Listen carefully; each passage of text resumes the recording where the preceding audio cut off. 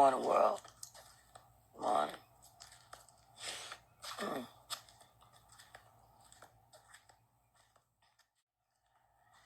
She's going to see Malik this morning at the masjid out in North Philly.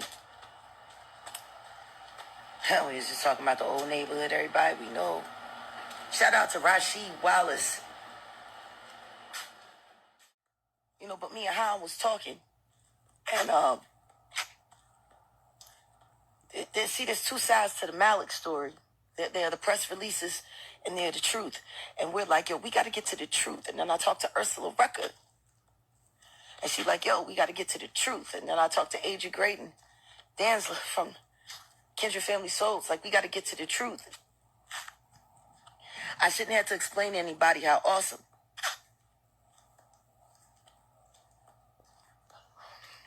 Everybody should know how awesome he is. I sat here with the kids that came through last night for the cipher. And I had to explain to them and show them who Malik B is. Like, I shouldn't have to do that, man. And Militant needed no explanation, Like, you just had to see it. It had to be there. I wish we had more footage of him from the streets, man. See, people got to understand, the Roots didn't like being known as corny.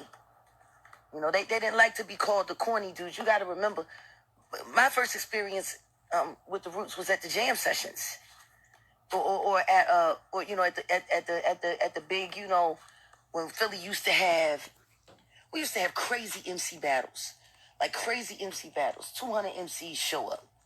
K Sarah was one of them. Bad News was another. See, people didn't realize, I was an MC. I didn't want to sing. Singing became something that I decided to do later because I saw the longevity in it, and I didn't see the point in going through all the hell I went through just to be a part of this godless business. You know what I mean? For not, to not have the longest road. And the saddest part is my life yesterday should have happened 15 years ago. It should have happened when I left. See, Malik never left the Roots, but I did. I left the Roots. I left the Roots because I got sick and tired of people lying to me, looking me in my face and lying to me, promising me that they were going to keep their word, and when I always kept mine, they never kept theirs. Promising me that everything that we were doing was to build the future. Like, I don't know if people have noticed about me. There's very few things in this world I actually care about. My blood, like my children, the people that I bang with in my family, definitely music. My respect for God goes beyond all of that, which was why it was hard leaving Richard Nichols. I'm a Christian. He's an atheist. How can I let him make life choices for me? God, those choices are different. They mean different things. It's the only reason I walked away from Rich. And that goddamn pumpkin that I found in his room that night. I no disrespect to nobody's religion, but I got all kinds of mixed stuff in my blood, and I'm gonna tell you right now, you can call it Santeria, you can call it whatever you want to call it. If I start seeing stuff that looks like people got chicken bones in a closet somewhere and making all kinds of bad prayers, like if I see that, I'm out, yo. You under control of something else. You under control of a spirit that's not here, or at least not where I'm trying to be in here. When you are the smartest man in the world and you don't realize you're being manipulated by black magic, that doesn't sound like that person can keep you safe either. It really doesn't. It just doesn't. I told niggas from the second I seen that damn pumpkin, I was like, yeah, this shit gonna be short-lived with us. There's an end to our road. Oh yeah. I don't need it. I got people that I'm related to that's in all that crazy stuff, messing around with blood and magic and brick dust and stuff like that. No. I asked him what the pumpkin was for. He told me the pumpkin was for posterity. I was like, nigga, I think you got gas. I see pubic hair in there. There's some kind of hair in there. I don't know what the fuck's going on in there, but there's some hair going on in there. And everybody, oh, Jag, stop being so,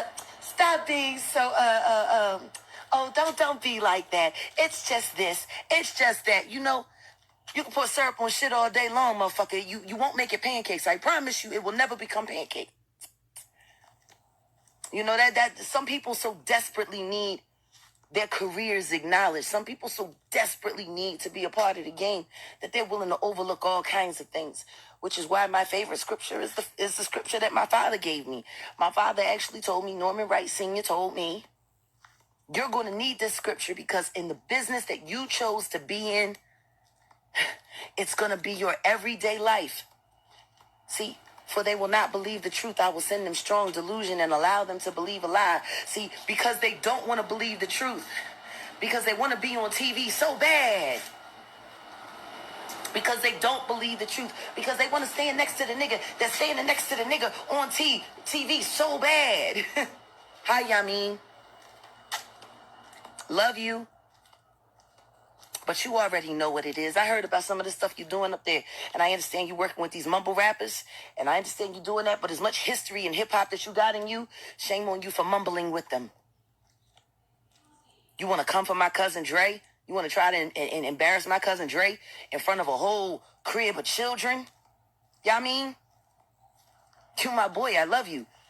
We celebrated our birthdays together. When you almost died on that crash in that train, I was the first one there, and you gonna disrespect my cousin. I don't give a damn if it is your house. You're gonna disrespect my cousin who comes to work in your house. You owe him an apology. You owe me one too. You ain't called me when my son died either. We go hard, y'all mean. I've seen a lot of bad things happen to you, but I promise you, kissing the ass of Amir Questlove Thompson is not going to guarantee you success.